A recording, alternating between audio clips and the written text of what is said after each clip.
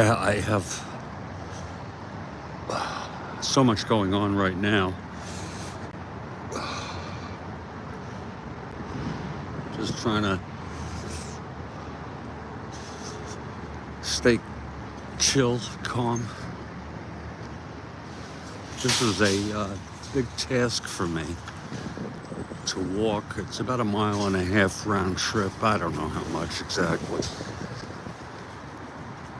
To the pharmacy to get a drug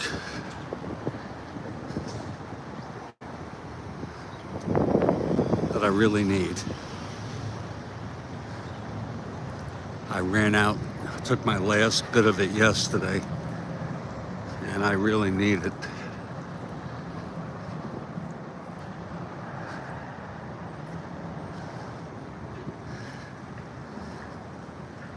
It's not easy for me to walk a distance, but I'm entitled to suffer a bit.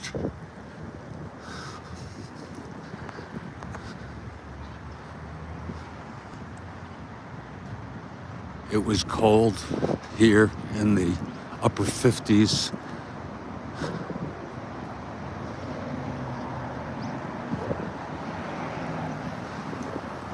But the sun is shining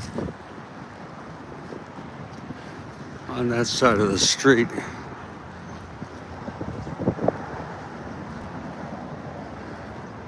If I just take it nice and slow.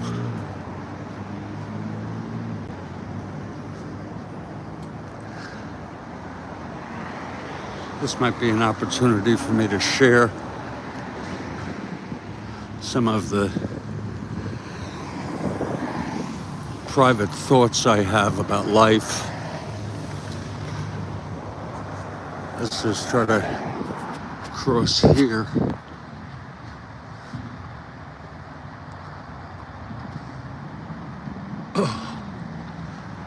One of the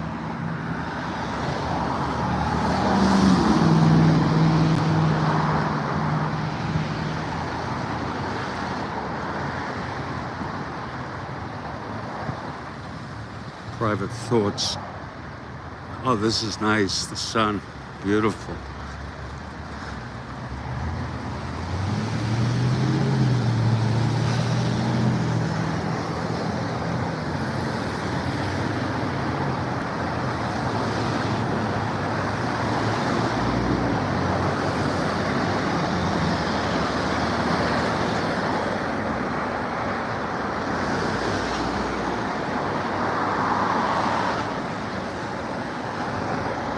There were two private thoughts that I had.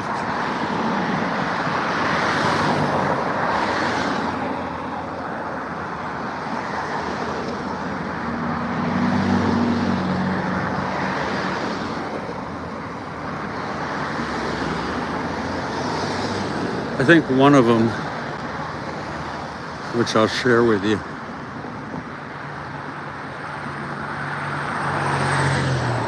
is my obsession with the assassination of John F. Kennedy. It's a very hard thing for me to articulate, to express the experience that I have all about it.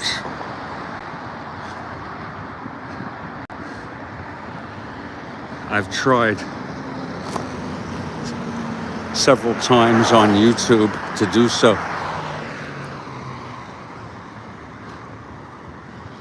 But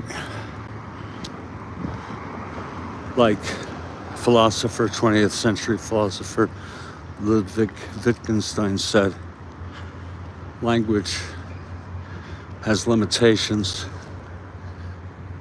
I think that's a fair understanding of Wittgenstein, among other things. But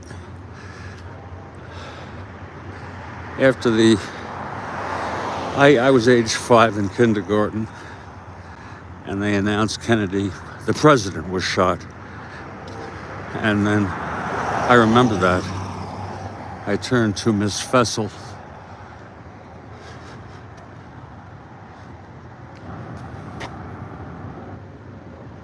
my kindergarten teacher, and I asked her, am I going to get shot? And from there on in was a progressively enriched understanding of the assassination of John F. Kennedy.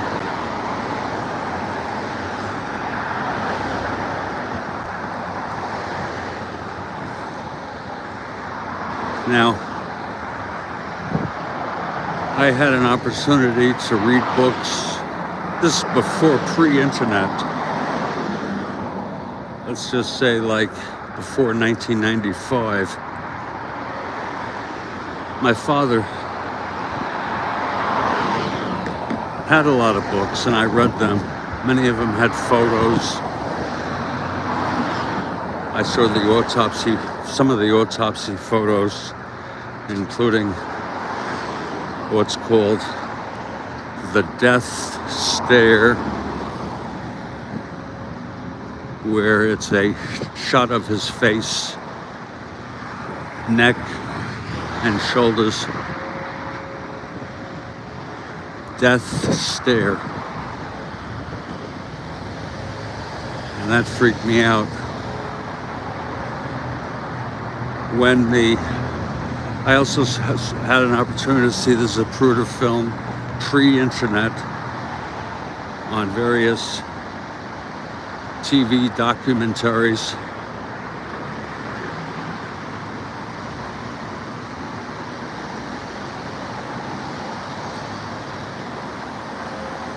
When the internet emerged, and in particular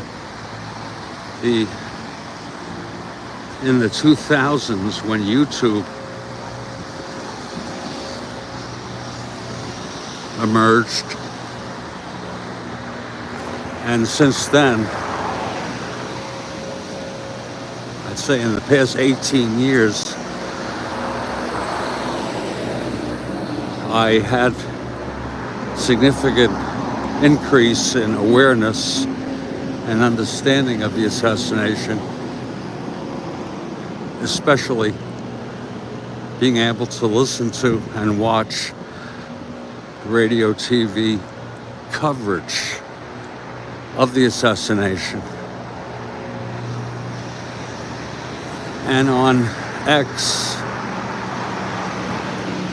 formerly Twitter, I created a hashtag JFK Guterman for lots of photos, and in particular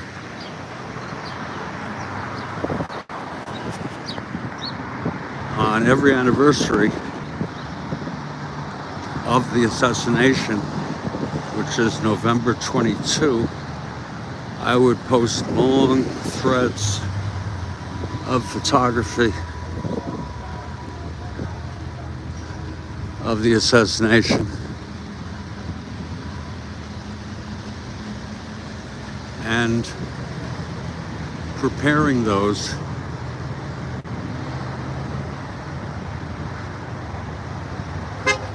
wow, look at this. This is a Rolls Royce.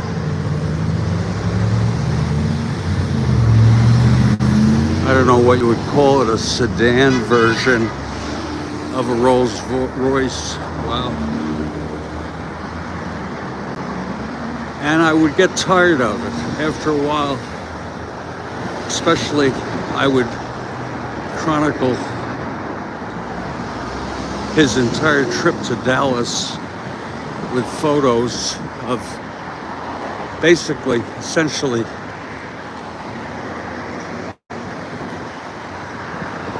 every aspect of the Texas trip, not just Dallas.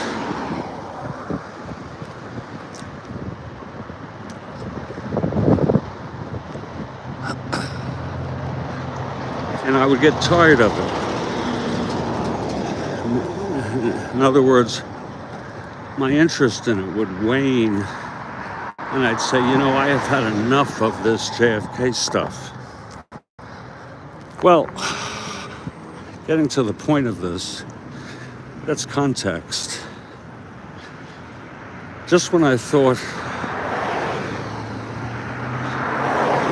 I had reached a plateau in my interest, my horror of the assassination, I took a look again at the picture, the death stare picture on Internet Archive, and you can see it if you want. A bunch of the autopsy photos are shown. I'm gonna just sit here a minute and hopefully my ass sets in good hands here.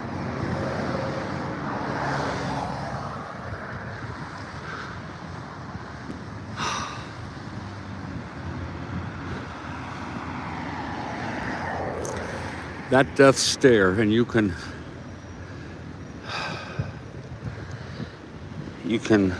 see it yourself. Just Google autopsy photos JFK Kennedy, and you should find it on the Internet Archive.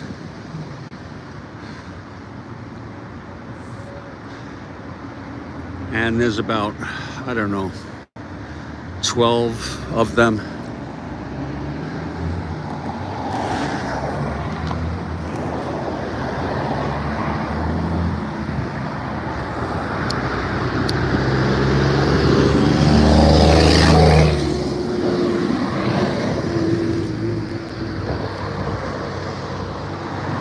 And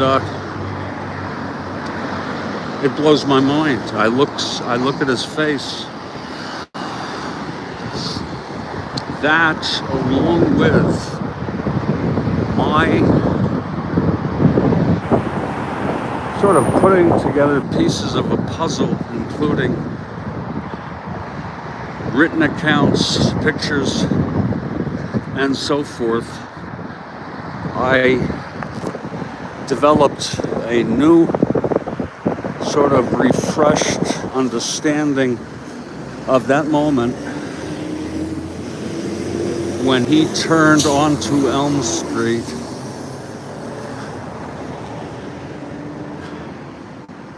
and was assassinated right into the trauma room of the ER.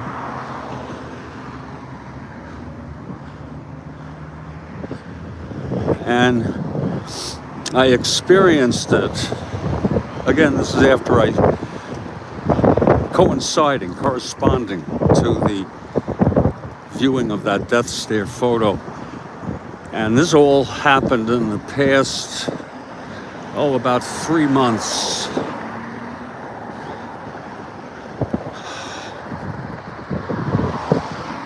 Now, all I have to do, and I didn't question that the assassination happened in the past, but in the past few months,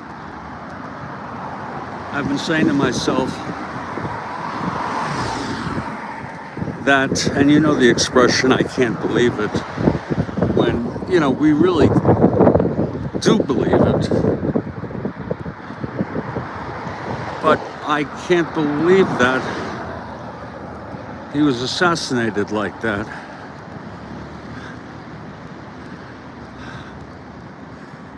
And yesterday, I just saw a regular photo of him.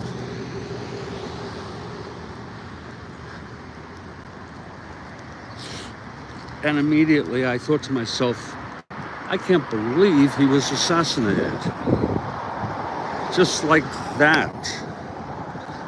And so I'm sort of obsessed with it.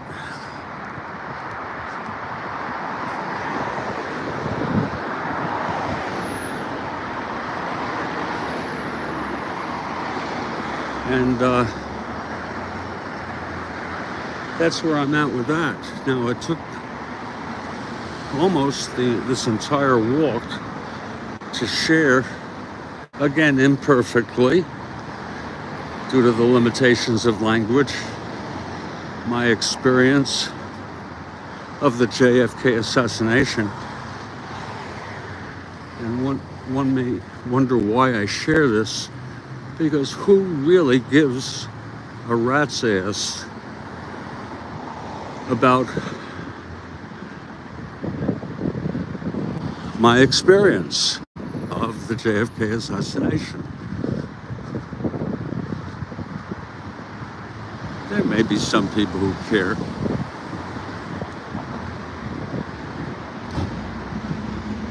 Now, here's the CVS to get my drugs, or I should say drug, and it has become one of my drugs of choice.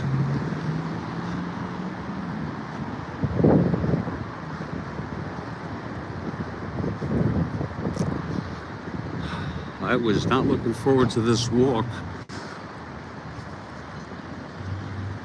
due to the cold, but with the sun shining, it sure is pleasant.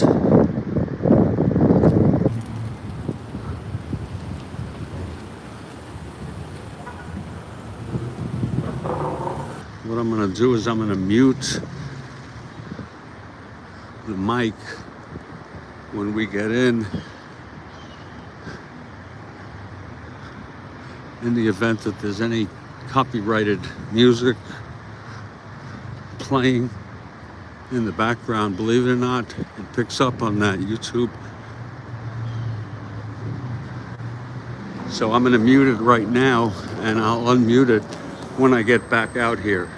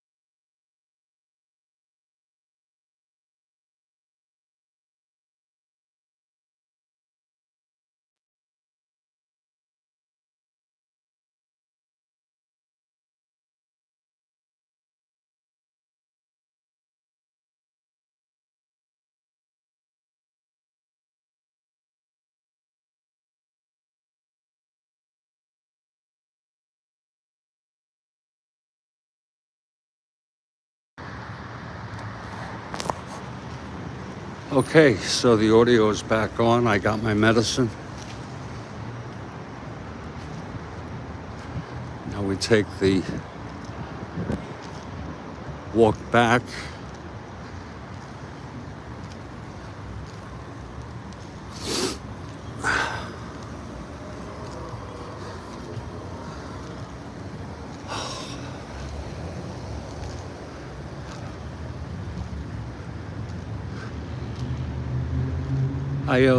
I have other thoughts.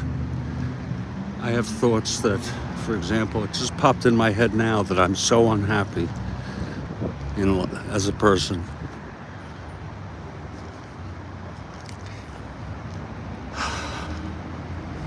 And I also,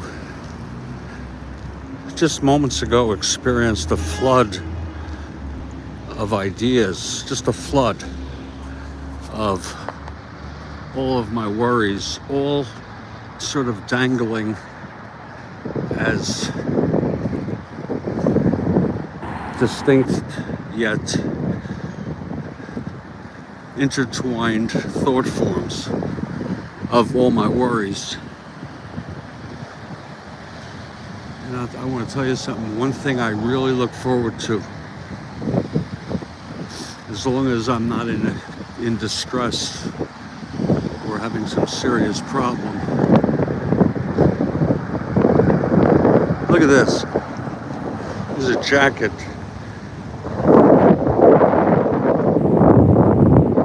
On the ground here. By the way, John Lennon moved to New York City. He loved New York City. He called it Meat City. And he once remarked in an interview that he was surprised to find in New York people would leave the darndest things in the street. Shoes, a pair of shoes, things like that.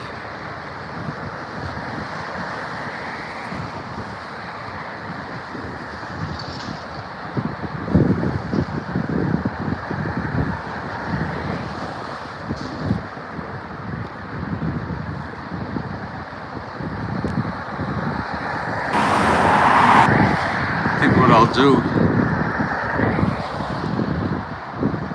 and I may get back in time to watch Mike Terra Nova. This is why I went out now. I want to see Mike's live coverage of the Stratomatic opening.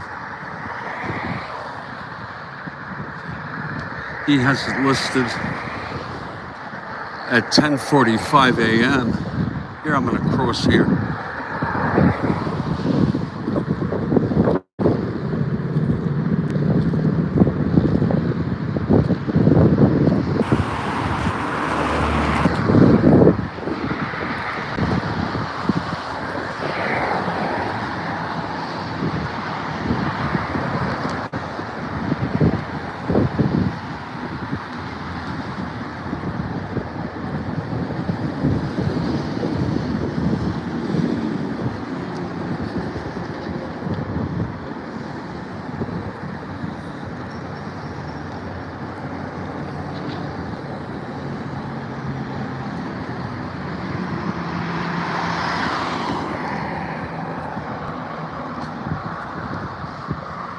That's a strange, that strikes me as strange. Having a guy outside a smoke and vape shop with a sign.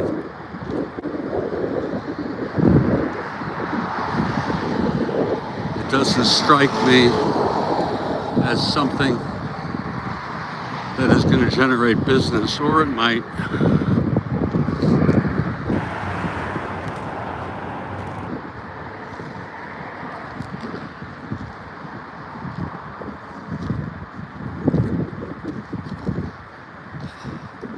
Good morning, how are you?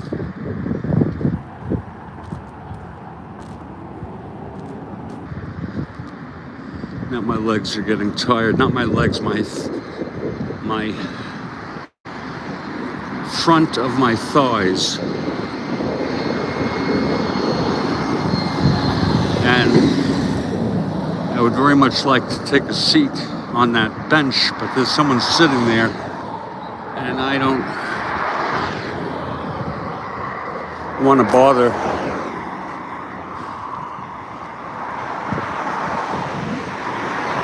So I'll just keep going.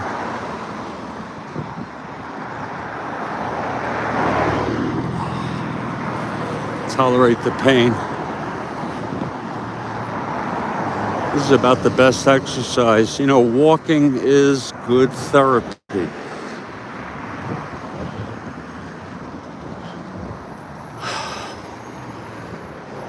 And this is actually almost perfect weather to do so. I don't know what it is, 64 degrees with the sun. If you're in the sun, 66 degrees, I'm not sure. Excuse me.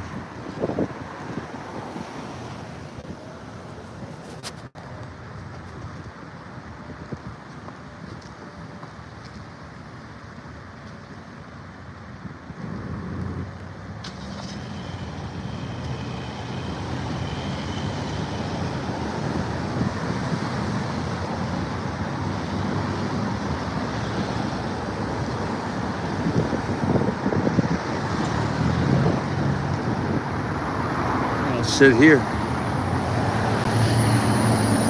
Oh.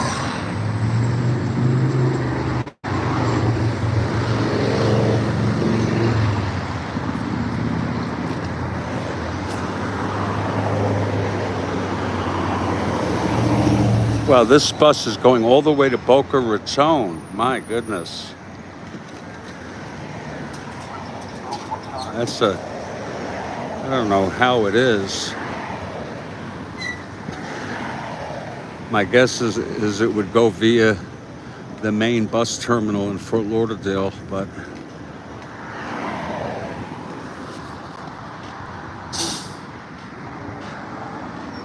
caution, buses turning left.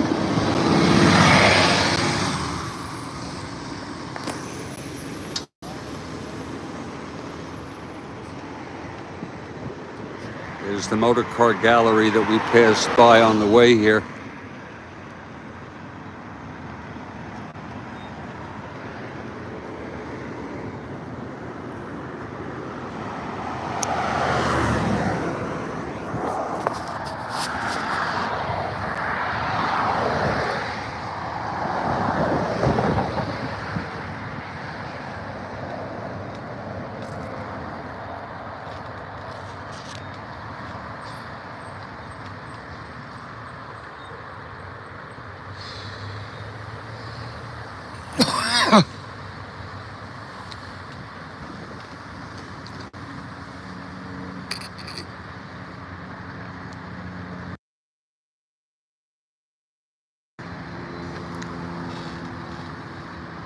Oh.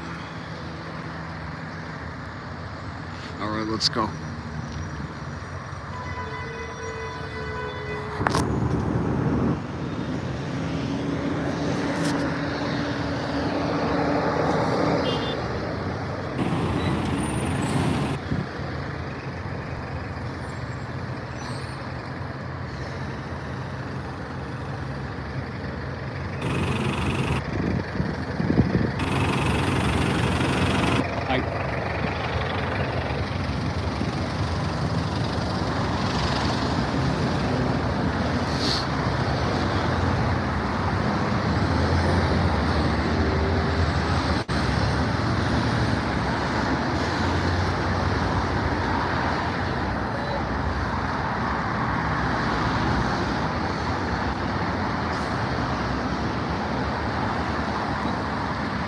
Here's the fresh market.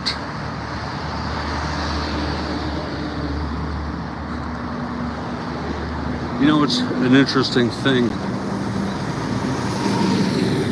In the novel by Stephen King, 11.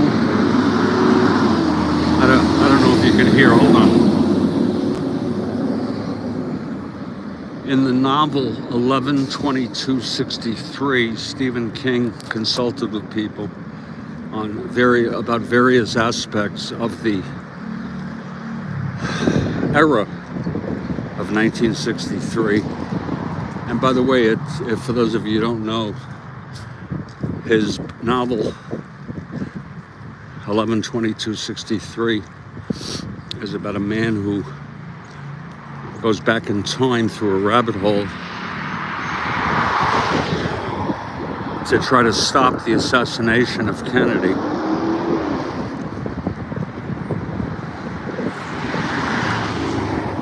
He wanted to get a feel for what was really different in many ways. And there were two things in particular that are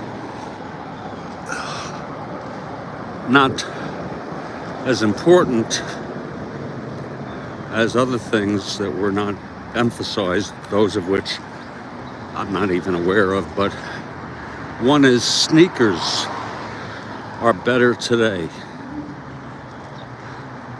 than they were in 1963. And the second thing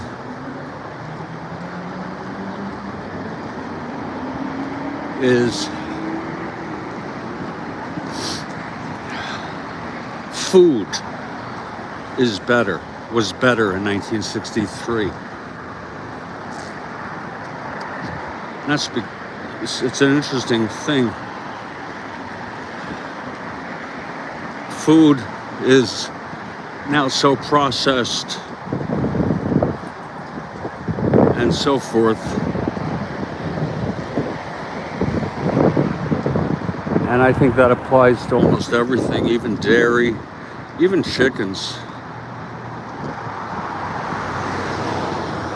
You know, it's an interesting thing. You know how the President of the United States traditionally pardons a turkey?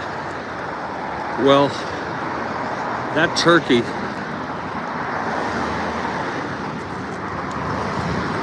does not have long to live anyway. Why? Because turkeys are overfed today in breeding,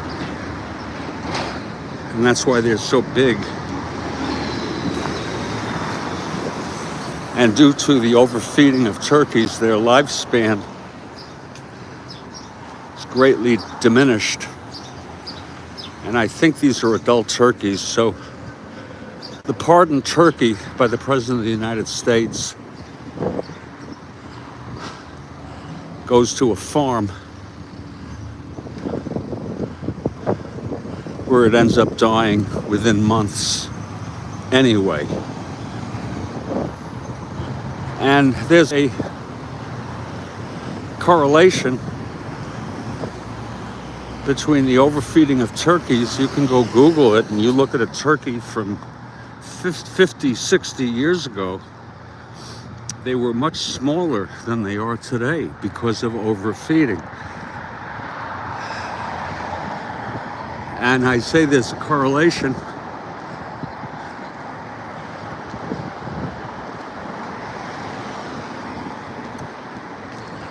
to human beings are larger today, I should say heavier, larger body mass due to overfeeding.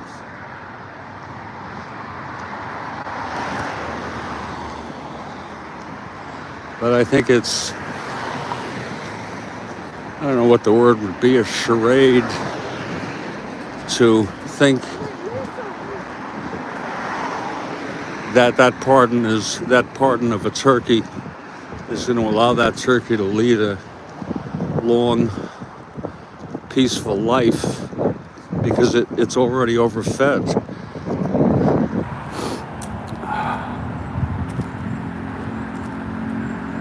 I'm telling you, this is getting tiring. I'm going to take a seat right here again, just for a minute. I know it's not good, but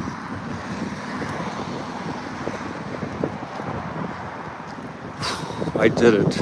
I took the walk and got my medicine. Actually, I'll continue.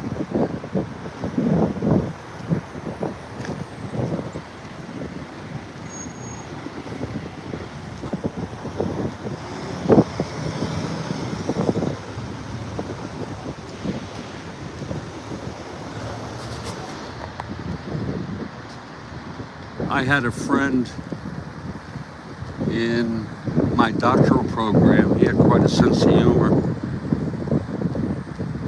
And he said to me one day that he was confused because he had a newborn baby. And when he went into the supermarket to purchase diapers, the different sizes were set up by pounds.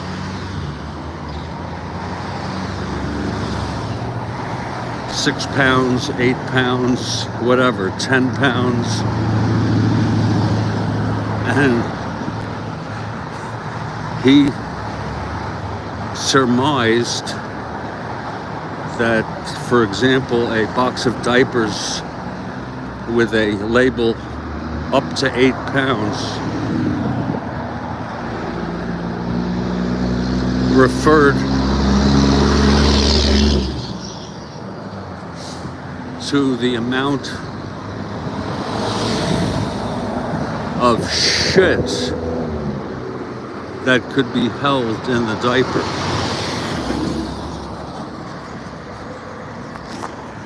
When in reality, of course, they were referring to the size of the baby. Well, this is the home stretch.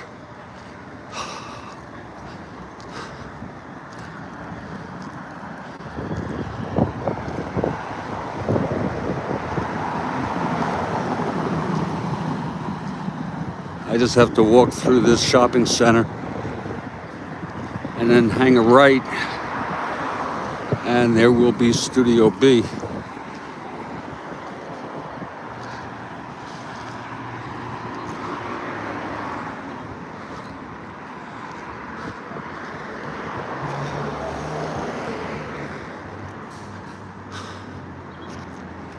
Boy, that's a long walk for me.